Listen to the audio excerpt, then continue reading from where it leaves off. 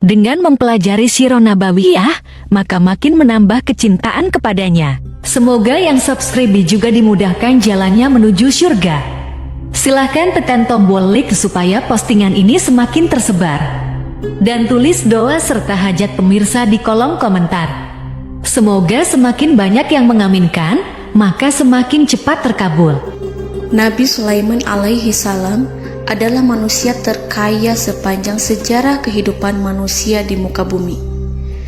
Dalam beberapa kitab suci seperti Al-Quran, Alkitab, dan Injil, Nabi Sulaiman alaihi salam dijelaskan sebagai manusia terkaya yang pernah hidup di muka bumi.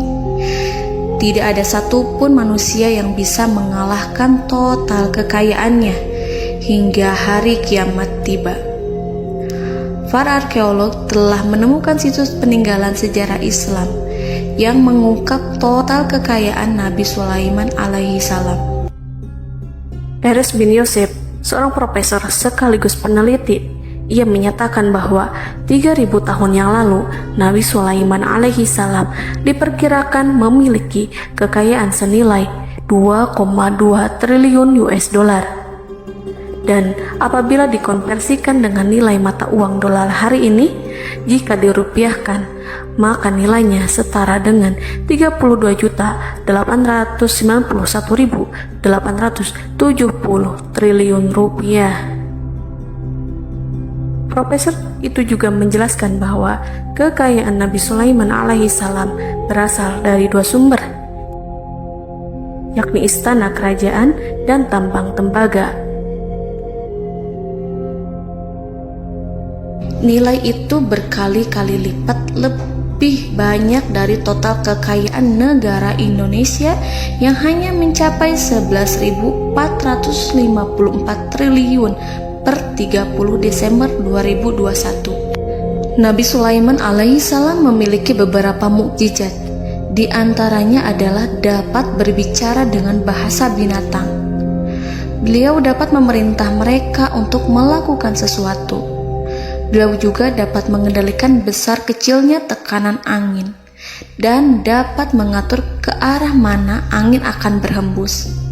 Sehingga dengan itu Nabi Sulaiman dapat memanfaatkan angin sebagai kendaraannya dan juga kendaraan tentaranya. Nabi Sulaiman juga bisa melunakkan besi dan membentuknya menjadi pakaian perang yang anti tusukan senjata tajam. Nabi Sulaiman juga memimpin para jin. Mereka tunduk dan patuh pada perintah Nabi Sulaiman alaihi salam. Tidak hanya setan, iblis laknatullah yang merupakan makhluk pembangkang dapat dibuat tunduk bertekuk lutut pada perintah-perintah Nabi Sulaiman. Nabi Sulaiman bisa melakukan teleportasi, yaitu berpindah dari suatu tempat ke tempat yang lain dalam waktu singkat. Peristiwa itu dibuktikan dengan pemindahan singgasana Ratu Balqis atas perintah Nabi Sulaiman. Nabi Sulaiman dikenal sebagai raja yang adil dan bijaksana. Nabi Sulaiman diberkahi kecerdasan yang luar biasa untuk menyatu padukan segenap kekuatan yang Allah berikan kepadanya. Ia mengelola dan membawa kerajaannya menjadi kekuatan raksasa yang tak terkalahkan di masanya dengan segenap kemampuan yang dimilikinya. Tentara Nabi Sulaiman adalah tentara terkuat di bumi tanpa ada yang menandingi. Pertanyaan mendasar yang muncul kali ini adalah dari mana sumber kekayaan dan kekuatan Nabi Sulaiman alaihi salam? Untuk mendapat jawaban dari pertanyaan itu, simak video ini sampai akhir. Sebelum itu, mari bantu channel ini terus berkembang dengan cara subscribe dan nyalakan tanda loncengnya. Berikan komentar yang positif dan berikan like serta share video ini. Bismillahirrahmanirrahim. Sungguh kami benar-benar telah menganugerahkan ilmu kepada Daud dan Sulaiman. Keduanya berkata, segala puji bagi Allah yang melebihkan kami dari kebanyakan hamba-hambanya yang mukmin. Sulaiman telah mewarisi Daud dan dia berkata, "Wahai manusia, kami telah diajari untuk memahami bahasa burung dan kami dianugerahi segala sesuatu. Sesungguhnya, semua ini benar-benar karunia yang nyata." Quran Surat An-Naml ayat 15-16. Saudara-saudaraku yang dirahmati Allah, pada ayat di atas disebutkan bahwa Sulaiman telah mewarisi Daud. Nabi Sulaiman mewarisi Nabi Daud dalam sisi kenabian dan kekuasaan, bukan mewarisi harta, karena para nabi tidak mewariskan harta. Sebab sepeninggalan mereka, harta para nabi menjadi sedekah bagi orang-orang yang ada di sekitarnya, yaitu orang-orang fakir dan orang-orang yang membutuhkan. Dan harta para nabi tidak dikhususkan bagi kalangan keluarganya. Rasulullah Shallallahu Alaihi Wasallam bersabda, "Kami para nabi tidak mewariskan." Nabi Sulaiman mewarisi kenabian dari Nabi Daud. Ini adalah hal yang jelas. Allah telah memilihnya sebagai nabi dari Bani Israel.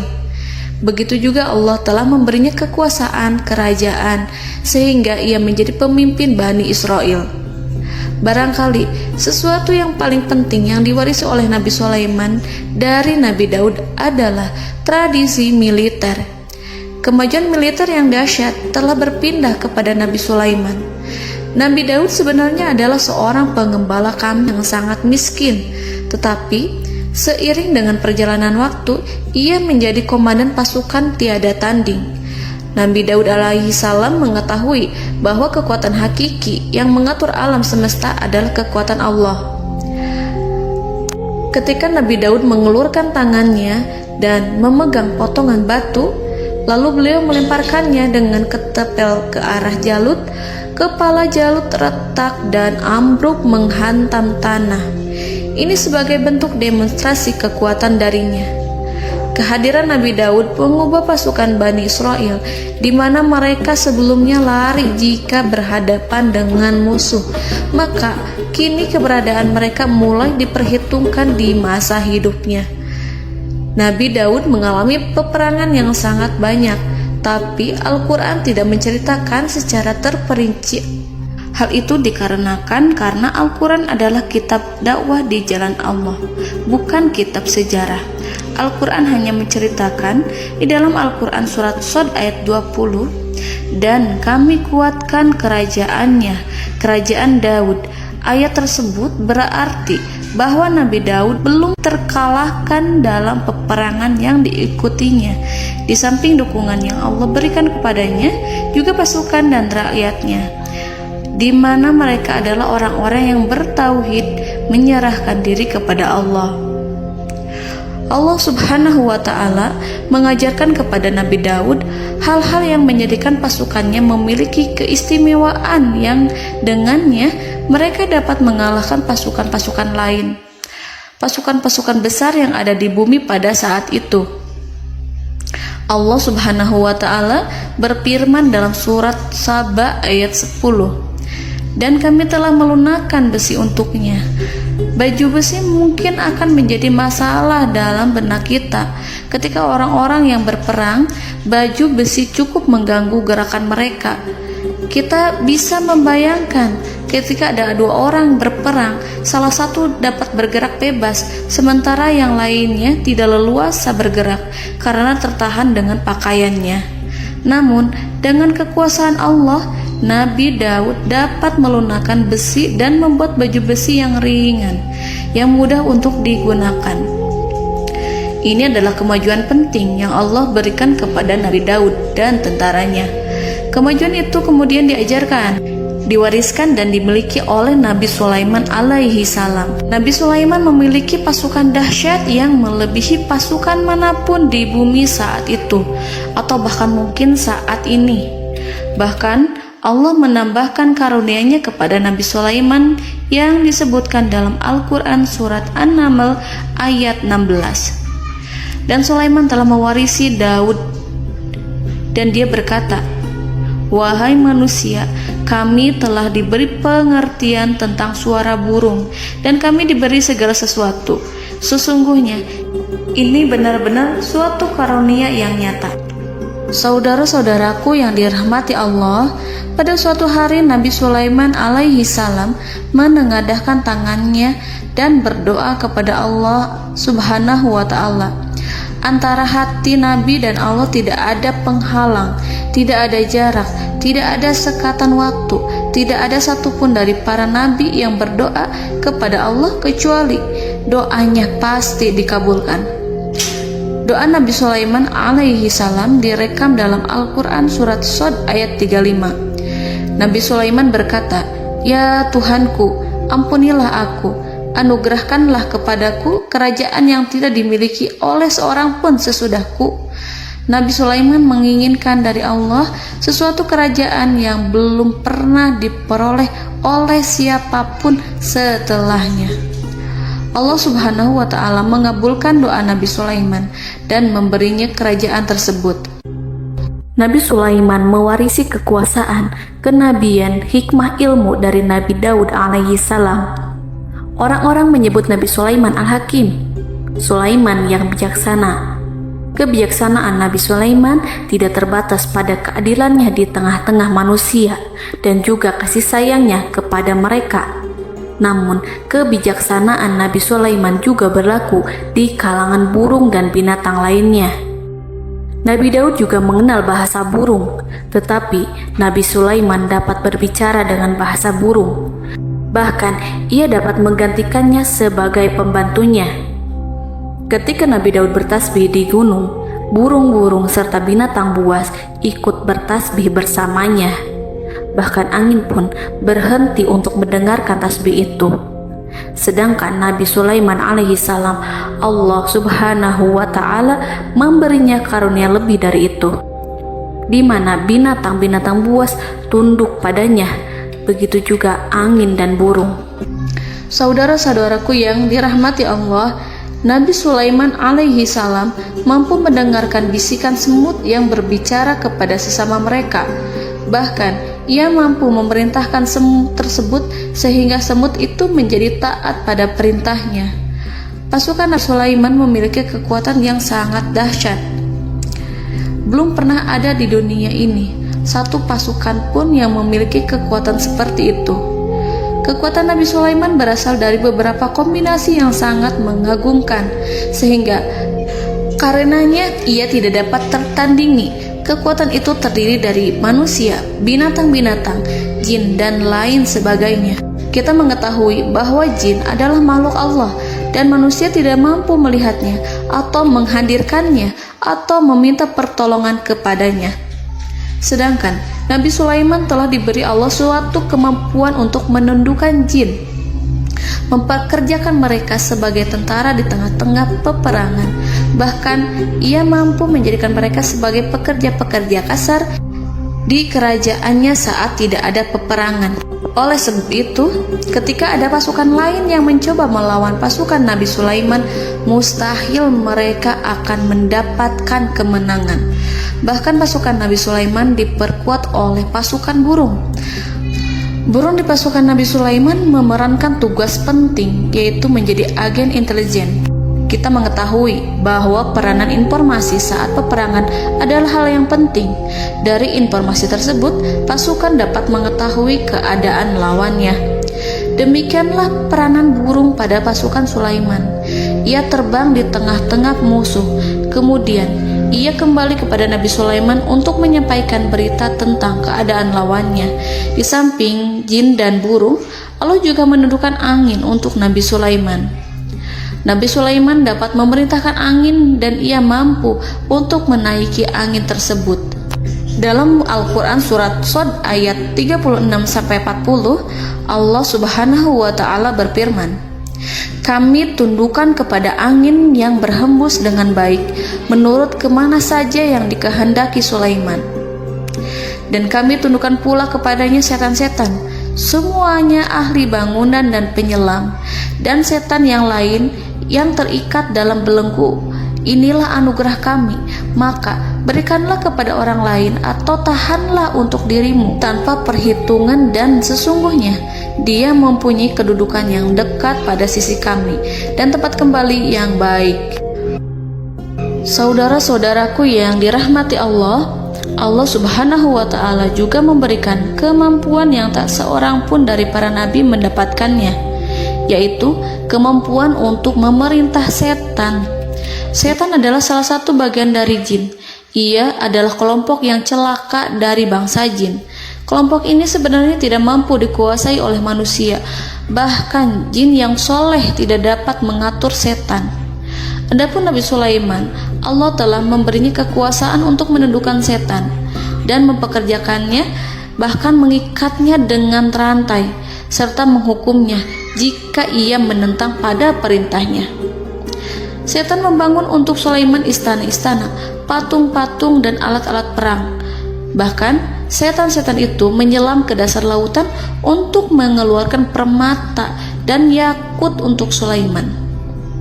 Jika di antara setan yang menentang perintahnya, maka Nabi Sulaiman alaihi salam mengikatnya dengan rantai. Ini semua menunjukkan kekayaan Nabi Sulaiman dan kekuasaannya, di mana ia mampu mengatur banyak makhluk di bumi ini. Tentu saja, kemampuan itu semua adalah atas izin dari Allah Subhanahu wa Ta'ala sebagai mukjizat darinya. Allah Subhanahu wa Ta'ala berfirman dalam Al-Quran surat Saba ayat 12, dan sebagian dari jin adalah yang bekerja di hadapannya di bawah kekuasaannya dengan izin Tuhannya, dan siapa yang menyimpang di antara mereka dari perintah kami, maka kami rasakan kepadanya azab neraka yang apinya menyala-nyala. Para jin itu membuat untuk Sulaiman apa yang dikehendakinya, dari gedung-gedung yang tinggi, patung-patung, dan piring-piring yang besarnya seperti kolam, atau periuk yang tetap berada di atas tungku.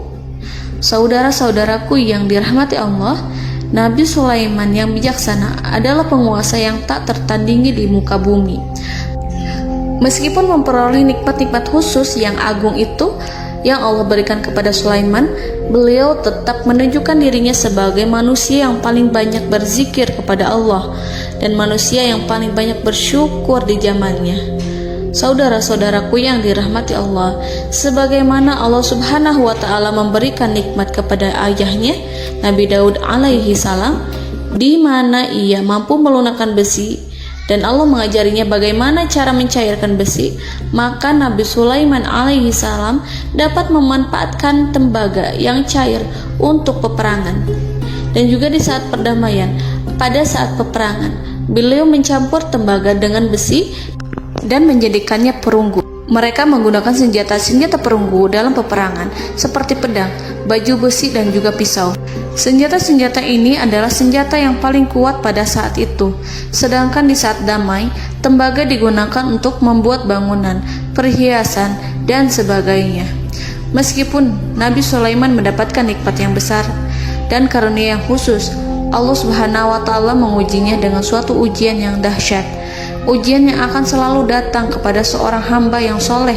Ketika hamba itu mendapatkan kedudukan besar, maka ujiannya pun menjadi besar. Allah Subhanahu wa Ta'ala menguji Nabi Sulaiman dengan penyakit. Diceritakan oleh Fahru Roji, Nabi Sulaiman diuji dengan suatu penyakit yang keras, di mana kedokteran saat itu tidak dapat dan tidak mampu mengatasinya. Sakitnya Nabi Sulaiman sangat keras, sehingga para dokter dari kalangan manusia ataupun jin tidak mampu menghilangkan penyakit itu.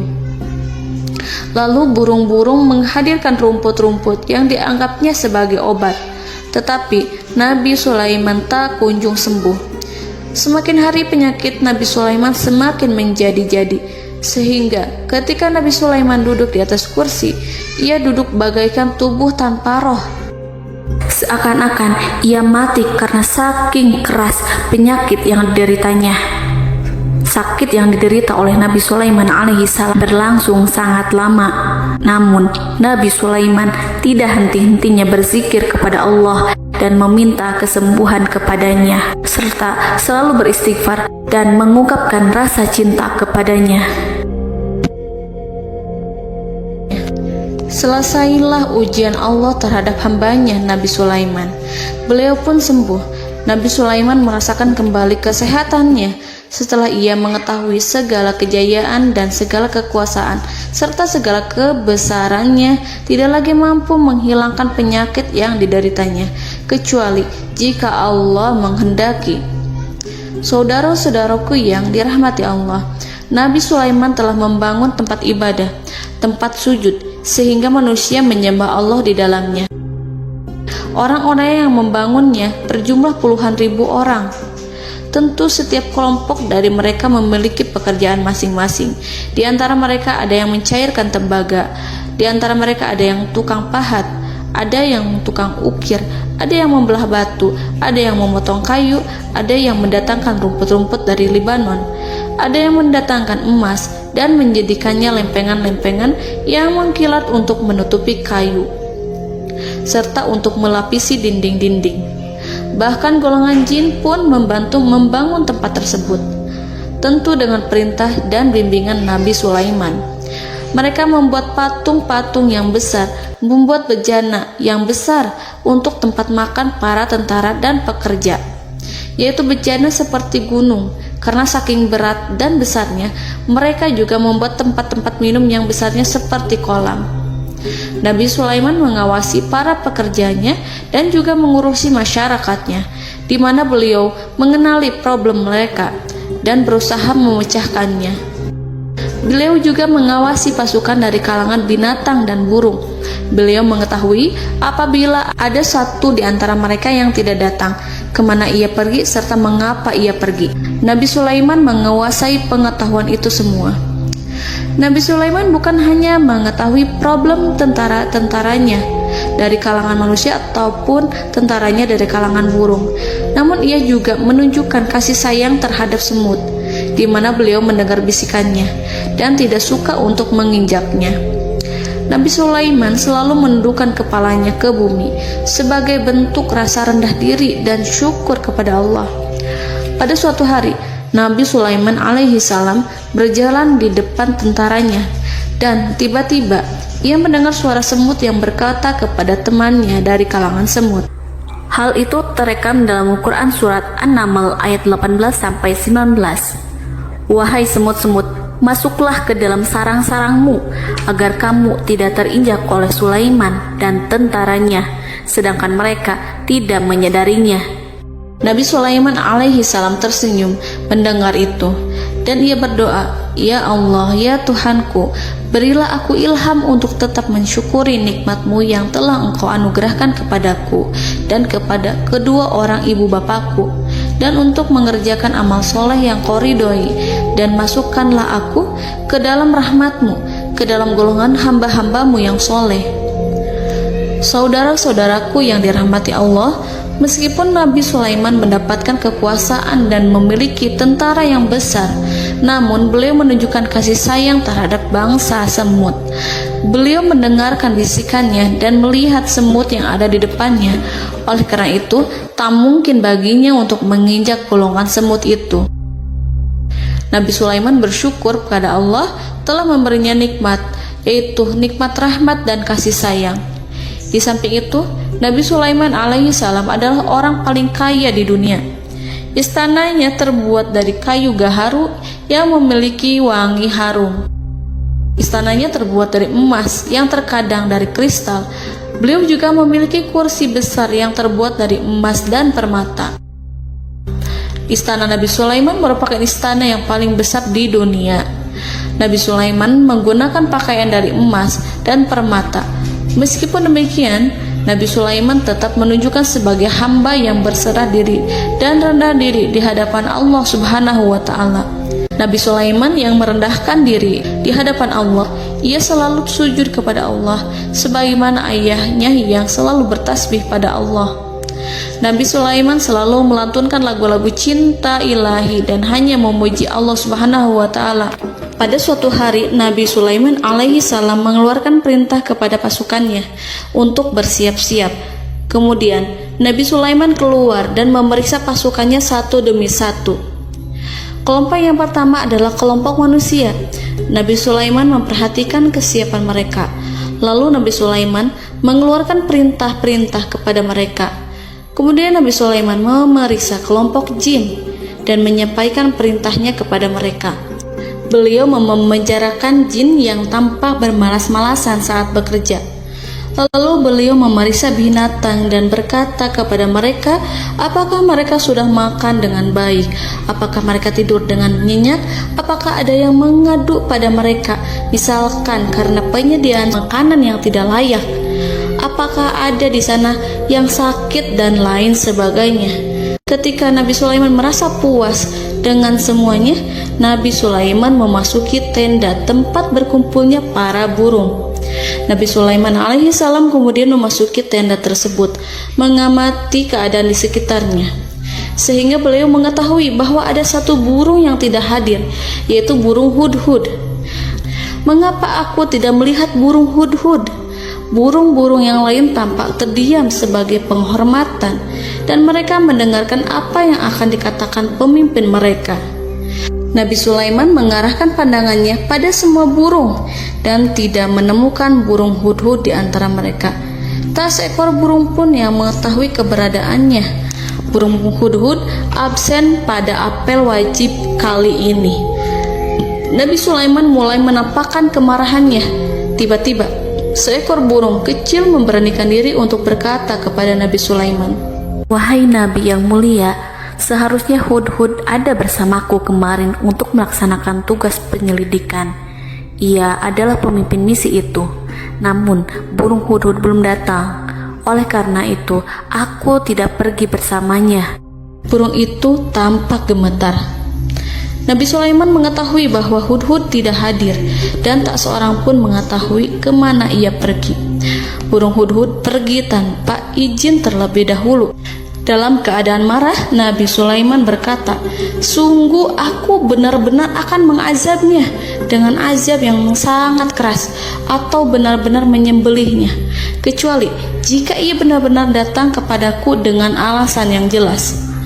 Kawanan burung-burung mengetahui bahwa Nabi Sulaiman sedang marah dan telah menetapkan untuk menyiksa burung hudhud atau menyembelihnya atau justru memaafkannya dengan syarat ia datang dengan membawa alasan yang dapat menyelamatkannya, atau dengan kata lain, burung hudhud dapat memastikan bahwa ia melaksanakan tugas yang penting. Nabi Sulaiman menunjukkan kemarahan yang besar sehingga siapapun akan merasa takut kepada Nabi Sulaiman yang marah. Nabi Sulaiman kemudian pergi dari tempat burung tersebut. Nabi Sulaiman masih memikirkan keadaan burung hudhud. Seharusnya burung hudhud menjadi bagian penting dari badan intelijen. Apakah ia pergi untuk menyingkap suatu, atau apakah ia pergi hanya untuk bermain-main? Nabi Sulaiman telah memperhatikan dan mengetahui bahwa burung hudhud adalah seekor burung yang cerdik dan juga fasih berbicara. Terkadang Nabi Sulaiman mendapati burung hudhud sedang bermain-main dan menunda-nunda pekerjaannya. Namun ketika Nabi Sulaiman melihatnya, burung hudhud memahami bahwa perbuatannya tidak benar. Oleh karena itu, ia tidak boleh menyampur adukan antara waktu serius dan waktu bermain. Tidak lama setelah itu, burung hudhud tiba di tempat para burung. Burung-burung yang lain berkata kepadanya, Wahai hudhud, pergilah engkau ke tempat Nabi Sulaiman. Jika ia mengetahui bahwa engkau telah sampai, jiwamu benar-benar terancam. Mendengar itu, burung hudhud segera beranjak. Ia terbang menemui Nabi Sulaiman. Pada waktu itu, Nabi Sulaiman sedang duduk bersama tentaranya yang lain. Burung hudhud berdiri. Ia telah merencanakan untuk memulai pembicaraan dengan Nabi Sulaiman sebelum Nabi Sulaiman bertanya kepadanya kemana dia pergi. Ini sebagai bukti bahwa hudhud telah melaksanakan suatu tugas yang penting. Dalam Al-Quran Surat An-Naml ayat 22, burung hudhud berbicara, Aku telah mengetahui sesuatu yang kamu belum mengetahuinya, dan kubawa kepadamu dari negeri Saba suatu berita penting yang diyakini seakan-akan burung hudhud hendak berkata, Aku adalah hudhud yang miskin, tapi aku mengetahui apa yang tidak engkau ketahui, dan aku telah datang kepadamu dari kerajaan Saba dengan membawa berita yang sangat penting. Nabi Sulaiman tampak terdiam menunggu hudhud menyelesaikan kisahnya. Dalam surat An-Naml ayat 23-24, burung hudhud berkata, Sesungguhnya aku menjumpai seorang wanita yang memerintah mereka. Dia dianugerahi segala sesuatu serta mempunyai singgasana yang besar. Aku mendapati dia dan kaumnya menyembah matahari selain Allah. Dan setan-setan telah menjadikan mereka memandang indah perbuatan-perbuatan mereka, lalu menghalangi mereka dari jalan Allah, sehingga mereka tidak mendapat petunjuk. Burung hudhud diam. Nabi Sulaiman merasa bahwa hudhud menunjukkan kepasihan lisannya. Nabi Sulaiman berkata dalam Quran surat An-Naml ayat 27 sambil menunjukkan senyum manisnya. Nabi Sulaiman berkata, "Akan kami lihat apakah kamu benar wahai hudhud, ataukah kamu termasuk orang-orang yang berdusta." Seakan-akan burung hudhud ingin mengatakan, "Aku tidak berbohong, wahai Nabi yang mulia." Namun diamnya Sulaiman membuat takut sehingga burung hudhud terdiam. Nabi Sulaiman terdiam karena berpikir, lalu ia memutuskan sesuatu setelah itu. Beliau melihat kepada lainnya dan meminta secari kertas. Nabi Sulaiman menulis surat singkat dan menyerahkannya kepada hudhud, serta memerintahkan kepadanya seperti yang dikatakan dalam Quran surat An-Naml ayat 28. "Pergilah dengan membawa suratku ini, lalu jatuhkanlah kepada mereka, kemudian berpalinglah dari mereka, lalu perhatikanlah apa yang mereka bicarakan." Al-Quranul Karim hanya menceritakan dalam Quran surat An-Naml bagaimana perginya hudhud dan bagaimana ia menyerahkan surat itu. Lalu Al-Quran langsung menyebut keadaan kerajaan Balqis yang saat itu sedang membaca surat di depan para pembesar kerajaan dan para menterinya. Dalam Al-Quran surat An-Naml ayat 29-31 berkatalah Balqis, "Wahai pembesar-pembesar, sesungguhnya telah dijatuhkan kepadaku sebuah surat yang mulia. Sesungguhnya surat ini dari Sulaiman, dan sesungguhnya isinya dengan menyebut nama Allah yang Maha Pengasih lagi Maha Penyayang, bahwa janganlah kalian berlaku sombong terhadapku, dan datanglah kepadaku sebagai orang yang berserah diri." Saudara-saudaraku yang dirahmati Allah, dalam surat tersebut Nabi Sulaiman menyebutkan supaya mereka menyerahkan diri dan tunduk kepada perintah Nabi Sulaiman. Nabi Sulaiman memerintahkan agar mereka meninggalkan penyembahan terhadap matahari. Nabi Sulaiman tidak mempersoalkan akidah mereka dan tidak memuaskan mereka dengan apapun. Nabi Sulaiman hanya memerintahkan bahwa ia berada di atas kebenaran. Bukankah ia didukung kekuatan yang berlandaskan keyakinan yang dimilikinya? Nabi Sulaiman hanya memerintahkan mereka agar tunduk dan patuh kepadanya. Ratu Sabak menyampaikan surat tersebut di tengah-tengah kaumnya. Dalam Quran surat An-Naml ayat 32 dijelaskan, "Dan berkatalah Balqis, wahai para pembesar, berilah aku pertimbangan dalam urusanku ini. Aku tidak pernah memutuskan sesuatu persoalan sebelum kamu berada dalam majelisku." Saudara-saudaraku yang dirahmati Allah, para pembesar istana Balqis menentang surat tersebut. Isi surat itu membangkitkan kesombongan kaum Sabak, di mana mereka merasa lebih kuat. Mereka mengetahui bahwa di sana ada seorang yang mencoba menentang mereka dan mengisyaratkan peperangan kepada mereka. Lalu ia meminta kepada mereka untuk memenuhi syarat-syaratnya sebelum terjadinya peperangan dan kekalahan. Dalam surat An-Naml ayat 33, mereka menjawab, "Kita adalah orang-orang yang memiliki kekuatan dan juga memiliki keberanian yang sangat besar dalam peperangan. Dan keputusan berada di tanganmu, wahai rajaku. Maka pertimbangkanlah apa yang akan kamu perintahkan." Saudara-saudaraku yang dirahmati Allah, para pembesar kaum Sabak seakan ingin berkata, "Kita siap untuk melaksanakan perang." Tampaknya ratu itu memiliki kebijakan yang lebih baik dari pembesar kaumnya. Surat Sulaiman itu membuatnya berpikir lebih jernih dan lebih berhati-hati. Ia berusaha sebisa mungkin menghindari peperangan. Ratu itu berpikir dalam tempo yang lama. Nama Sulaiman tidak diketahuinya dan ia pun belum pernah mendengarnya. Oleh karena itu, Ratu kaum Sabak tidak mampu mengetahui dan mendeteksi seberapa besar kekuatan Nabi Sulaiman. boleh jadi Nabi Sulaiman memiliki kekuatan yang dahsyat, sehingga ia mampu memerangi kekuasaannya dan mengalahkannya. Kemudian ratu memperhatikan apa yang ada di sekelilingnya. Ia melihat kemajuan masyarakatnya dan juga kekayaannya. Barangkali ia mengira bahwa Nabi Sulaiman iri terhadap kemajuan dan kekayaannya itu, sehingga Nabi Sulaiman ingin menyerangnya. Setelah mempertimbangkan isi surat Nabi Sulaiman dengan cermat, Ratu Saba memilih untuk tidak bersikap ceroboh dan bodoh. Ratu lebih suka untuk menggunakan bahasa kelembutan. Ia mengirim kepada Nabi Sulaiman suatu hadiah yang besar. Ratu mengira bahwa Nabi Sulaiman seorang yang ambisius, yang boleh jadi ia telah mendengar tentang kekayaan kerajaan Saba. Para utusan pergi dengan membawa hadiah dari Ratu Saba. Ratu berharap agar mereka dapat memasuki kerajaan Nabi Sulaiman dan akan mengetahui kondisi kerajaannya. Saat mereka pulang, Ratu ingin mendengar secara langsung dari mereka tentang bagaimana keadaan kaum Nabi Sulaiman dan pasukannya. Setelah mendapatkan informasi yang cukup, maka Ratu Balqis dapat membuat sesuatu keputusan yang tepat. Ratu menyembunyikan apa yang terlintas dalam pikirannya, lalu ia berbicara kepada pembesar istananya bahwa ia dapat menyingkap niat jahat Raja Sulaiman melalui cara mengirimkan hadiah kepadanya. Ratu lebih memilih cara tersebut dan menunggu reaksi dari Nabi Sulaiman. Ratu berhasil memuaskan para pembesar istana, dan untuk sementara ia menghilangkan ide untuk berperang.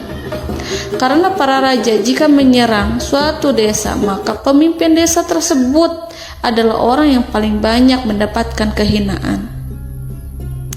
Akhirnya, para pembesar kaumnya merasa puas dengan pikiran Ratu Balqis. Saudara-saudaraku yang dirahmati Allah, dalam surat An-Naml ayat 34-35 dijelaskan, Ratu Balqis berkata, "Sesungguhnya raja-raja apabila memasuki suatu negeri, niscaya mereka akan membinasakannya dan menjadikan penduduknya yang mulia menjadi hina. Dan demikian pula lah yang akan mereka perbuat. Dan sesungguhnya aku akan mengirim utusan kepada mereka dengan membawa hadiah, dan aku akan menunggu apa yang akan dibawa kembali oleh utusan itu." Kemudian sampailah hadiah dari Ratu Balqis kepada Nabi Sulaiman. Para intelijen Nabi Sulaiman memberitahunya bahwa utusan Balqis datang dengan membawa hadiah. Nabi Sulaiman langsung mengetahui bahwa Ratu Balqis itu sengaja mengirim orang-orangnya untuk mengetahui atau untuk mendapatkan informasi tentang kekuatannya. Lalu setelah itu ia akan mengambil keputusan atau mengambil sikap kepada kerajaan Sulaiman. Nabi Sulaiman segera memanggil semua pasukannya untuk berkumpul. Utusan Balqis segera memasuki istana Nabi yang dipenuhi dengan pasukan yang besar, bersenjata. Melihat itu, utusan Ratu Balqis tercengang dan terkejut ketika mereka melihat kekayaan yang mereka bawa tidak ada apa-apanya dibandingkan dengan kerajaan Nabi Sulaiman. Hadiah mereka tampak tidak berarti. Emas yang mereka bawa tampak tidak memiliki makna saat mereka memasuki istana Nabi Sulaiman yang terbuat dari kayu-kayu pohon gaharu yang mengeluarkan bau yang harum serta dihiasi dengan emas permata. Para utusan Ratu Balqis berdiri bersama Nabi Sulaiman dan menyaksikan bagaimana Nabi Sulaiman mengendalikan pasukannya. Kemudian mereka mulai berpikir tentang kekuatan dan kualitas pasukan Nabi Sulaiman. Betapa kagetnya mereka ketika melihat di tengah-tengah pasukan itu terdapat singa, burung, dan tentara dari kalangan manusia yang mampu terbang. Mereka pun sadar bahwa mereka di hadapan pasukan yang tiada tandingannya. Selesailah demonstrasi pasukan Nabi Sulaiman. Kemudian para utusan ratu dipersilahkan maju ke tempat hidangan makanan. Para utusan itu sangat terkejut ketika melihat berbagai macam makanan dari penjuru dunia ada di depannya. Dan di antara makanan itu terdapat pula makanan yang biasa ditemukan di negeri mereka. Tetapi mereka melihat bahwa makanan itu memiliki rasa yang lebih istimewa. Selain itu, piring-piring yang ada di depan mereka terbuat dari emas dan mereka dilayani oleh laki-laki yang berhias dengan emas. Di meja makan itu terdapat burung, ikan laut, dan berbagai macam daging yang mereka tidak mampu lagi membedakan daging apa itu. Nabi Sulaiman tidak makan bersama mereka, tapi beliau makan dengan menggunakan piring yang terbuat dari kayu. Beliau memakan roti yang kering yang dicampur dengan minyak. Inilah makanan yang dipilih Nabi Sulaiman. Makan bersama mereka dalam keadaan diam, mereka merasa kehadiran Nabi Sulaiman menciptakan suatu wibawa yang luar biasa. Selesai perjamuan itu, lalu dengan sangat malu mereka menyerahkan hadiah dari Ratu Balkis kepada Nabi Sulaiman. Hadiah itu berupa emas yang bagi mereka hadiah itu sangat bernilai tinggi. Tapi di sini hadiah itu tampak kecil di hadapan kekayaan-kekayaan Nabi Sulaiman yang sangat mengagumkan. Nabi Sulaiman memperhatikan hadiah dari Ratu Balkis itu dan berkata dalam Quran surat An-Naml ayat 36, "Maka apa yang diberikan Allah kepadaku lebih baik daripada apa yang diberikannya kepadamu, tetapi kamu merasa bangga dengan hadiahmu." Saudara-saudaraku, Raja Sulaiman menyingkap dengan kata-katanya yang singkat itu penolakannya terhadap hadiah mereka. Ia memberitahu utusan itu bahwa ia tidak menerima hadiah tersebut. Ia tidak merasa puas dengan hadiah itu. Yang membuatnya puas hanyalah, "Janganlah kalian berlaku sombong terhadapku dan datanglah kepadaku sebagai orang-orang yang berserah diri." Lalu Nabi Sulaiman berkata kepada mereka dengan pelan. Hal itu diabadikan dalam Al-Quran surat An-Naml ayat 37. "Kembalilah kepada mereka. Sungguh kami akan mendatangi mereka dengan bala tentara yang mereka tidak kuasa melawannya. Dan pasti kami akan mengusir mereka dari negara itu, yaitu negeri Saba, dengan terhina. Dan mereka akan menjadi tawanan-tawanan yang hina." Saudara-saudaraku yang dirahmati Allah, Nabi Sulaiman kemudian meninggalkan para utusan ratu setelah terlebih dahulu mengancam mereka. Para utusan itu berharap agar Nabi Sulaiman mau menunggu kunjungan Ratu Balkis yang akan membawa misi perdamaian. Akhirnya, sampailah para utusan Ratu Balkis ke negeri Saba. Mereka segera menuju istana sang ratu. Mereka memberitahu bahwa negeri mereka ada di ujung tanduk. Mereka menceritakan kepada ratu tentang kekuatan Nabi Sulaiman dan tidak mungkin bagi mereka mampu melawannya. Mereka meyakinkan Ratu Balkis bahwa ia harus mengunjunginya dan melihat sendiri bagaimana kebesaran kerajaan Nabi Sulaiman. Kemudian Ratu Balkis menyiapkan dirinya untuk pergi menuju kerajaan Nabi Sulaiman. Nabi Sulaiman duduk di kursi kerajaan di tengah-tengah para pembesarnya dan para menterinya, serta para komandan pasukannya. Beliau berpikir tentang sosok Balkis. Nabi Sulaiman mengetahui bahwa Balkis menuju tempatnya. Balkis dikelilingi rasa takut. Nabi Sulaiman berpikir sejenak tentang bagaimana matahari disembah. Ia memikirkan bagaimana informasi yang diterima oleh intelijennya tentang kemajuan kerajaan Balkis dalam bidang kesenian dan ilmu pengetahuan. Nabi Sulaiman bertanya kepada dirinya sendiri, apakah kemajuan menjadi penghalang untuk mengetahui kebenaran? Apakah ratu itu senang dengan kekuatan yang dicapainya? Dan ia membayangkan bahwa kekuatannya adalah segalanya. Dengan kemajuan yang dimilikinya, Nabi Sulaiman ingin membuat kejutan agar ratu mengetahui bahwa Islam yang diyakini oleh Nabi Sulaiman adalah satu-satunya yang mampu mendatangkan kemajuan dan kekuatan yang hakiki, sehingga ia dapat membandingkan antara keyakinannya dalam menyembah matahari beserta kemajuan yang dicapainya dengan keyakinan Nabi Sulaiman beserta kemajuan yang diraihnya. Saudara-saudaraku yang dirahmati Allah, para mata-mata Nabi Sulaiman telah memberitahunya bahwa hal yang sangat disegani dan dikagumi oleh kaum Balkis adalah kerajaan Saba, yaitu singgasana Ratu Balkis. Singgasana itu terbuat dari emas dan batu delima. Singgasana tersebut dijaga oleh penjaga yang sangat disiplin, di mana mereka tidak pernah lalai sedikit pun. Oleh karena itu, sangat tepat apabila Nabi Sulaiman menghadirkan singgasananya di sini, di kerajaannya. sehingga ketika ratu tiba, maka ia dapat duduk di atasnya. Nabi Sulaiman ingin membuat kejutan kepadanya dan menunjukkan bahwa kemampuannya tersebut yang berlandaskan pada keislaman. Nabi Sulaiman melakukan yang demikian itu dengan harapan agar si ratu tunduk kepadanya. Ide itu terlintas dalam diri Nabi Sulaiman. Lalu ia mengangkat kepalanya dan menoleh kepada anak buahnya. Hal itu diabadikan dalam Quran Surat An-Naml ayat 38. Wahai para pembesar, siapakah di antara kamu sekalian yang sanggup membawa singgasananya kepadaku sebelum mereka datang kepadaku sebagai orang-orang yang berserah diri? Saudara-saudaraku, perhatikanlah ungkapan pikiran Nabi Sulaiman tersebut. Semua pemikirannya berkisar tentang keislaman para penyembah matahari, tentang bagaimana beliau dapat memberikan petunjuk kepada mereka di jalan Allah. Yang pertama menjawab pertanyaan Nabi Sulaiman adalah jin Ifrit. Dalam Quran Surat An-Naml ayat 39, berkatalah Ifrit yang cerdik dari golongan jin, "Aku akan datang kepadamu dengan membawa singgasana itu sebelum kamu berdiri dari tempat dudukmu. Sesungguhnya aku benar-benar kuat untuk membawanya, lagi dapat dipercaya."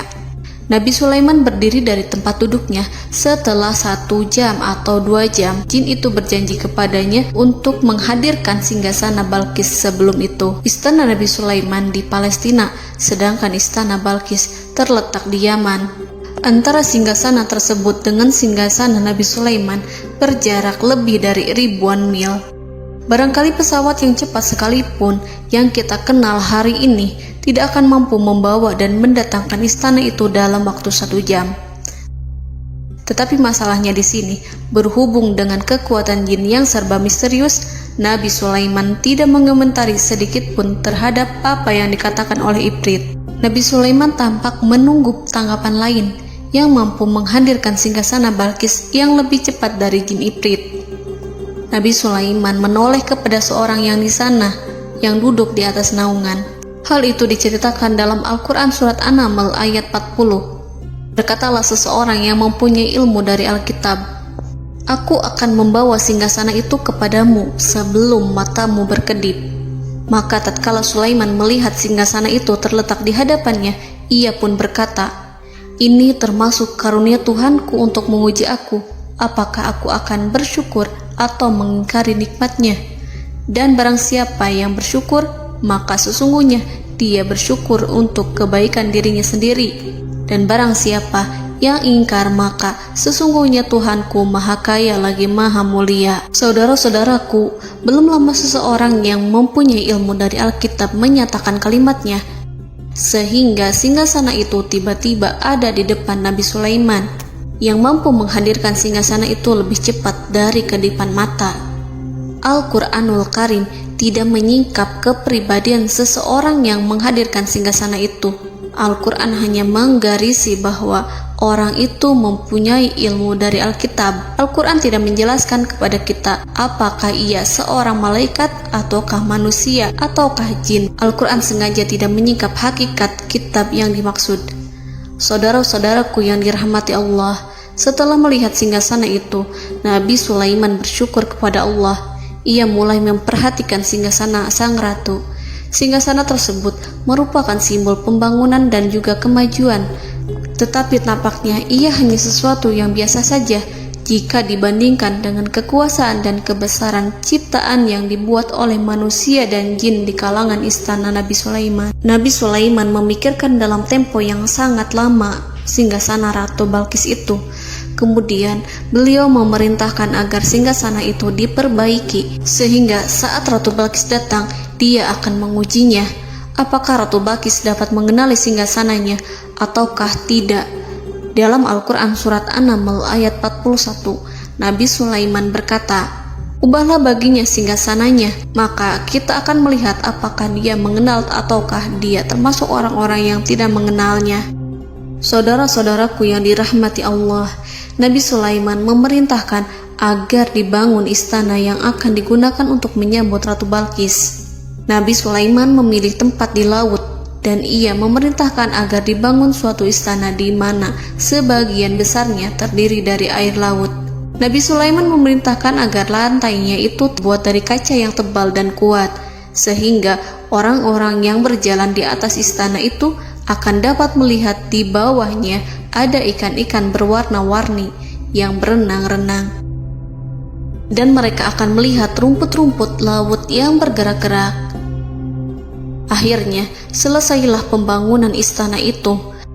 Saking bersihnya kaca lantainya, sehingga tampak di sana tidak ada kaca. Burung hudhud memberitahu Nabi Sulaiman bahwa Balkis telah sampai dekat kerajaannya. Kemudian Ratu Balkis datang. Al-Quran tidak menyebutkan keadaan Nabi Sulaiman saat menyambut Balkis, namun Al-Quran menunjukkan dua sikap Ratu Balkis. Yang pertama, bagaimana sikap Balkis ketika pertama kali melihat singgasananya yang datang mendahuluinya, padahal ia telah meninggalkan pengawalannya untuk tetap setia menjaga singgasananya itu.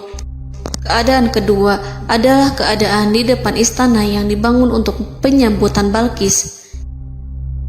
Istana itu penuh dengan permata yang berenang-renang di bawahnya ikan-ikan. Dalam Quran Surat An-Naml ayat 42 dijelaskan, dan ketika Balkis datang, ditanyakanlah kepadanya, serupa inikah singgasanamu? Balkis menjawab, seakan-akan singgasana ini adalah singgasanaku. Kami telah diberi pengetahuan sebelumnya, dan kami adalah orang-orang yang berserah diri. Saudara-saudaraku, pada dialek di atas, Balkis melihat singgasananya dan ia tercengang saat mengetahui bahwa itu adalah singgasana miliknya.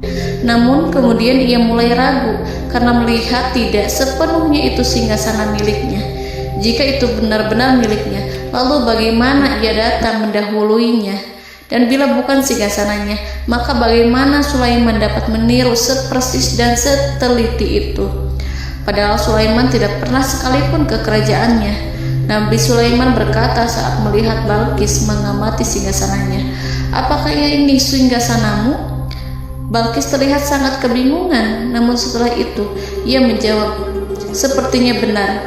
Nabi Sulaiman berkata, kami telah diberi ilmu sebelumnya dan kami sebagai orang-orang muslim. Saudaraku yang dirahmati Allah, melalui pertanyaan Nabi Sulaiman ingin mengisyaratkan kepada Balkis agar ia membandingkan antara keyakinannya beserta ilmu yang dicapainya dengan keyakinan Nabi Sulaiman yang muslim beserta pengetahuan yang telah diraihnya. Penyembahan terhadap matahari dan pencapaian ilmu yang dicapai oleh Ratu Balkis tanpa tidak ada apa-apanya dibandingkan dengan ilmu Nabi Sulaiman dan keislaman. Nabi Sulaiman telah mendahuluinya dalam bidang ilmu karena keislamannya. Karena itu, sangat mudah baginya untuk mengungguli Balkis dalam ilmu-ilmu yang lainnya. Demikianlah yang disyaratkan dalam pertanyaan Nabi Sulaiman kepada Ratu Balkis. Ratu Saba itu mengetahui bahwa ini adalah singgasananya, di mana singgasana itu datang lebih dahulu daripada dirinya. Beberapa bagian darinya telah diubah saat Balkis masih di perjalanan menuju ke tempat Nabi Sulaiman. Ia berpikir kemampuan apa yang dimiliki Nabi Sulaiman. Ratu Balkis tercengang melihat apa yang disaksikannya, yang berupa buah dari keimanan Nabi Sulaiman dan hubungannya dengan Allah Subhanahu wa Ta'ala.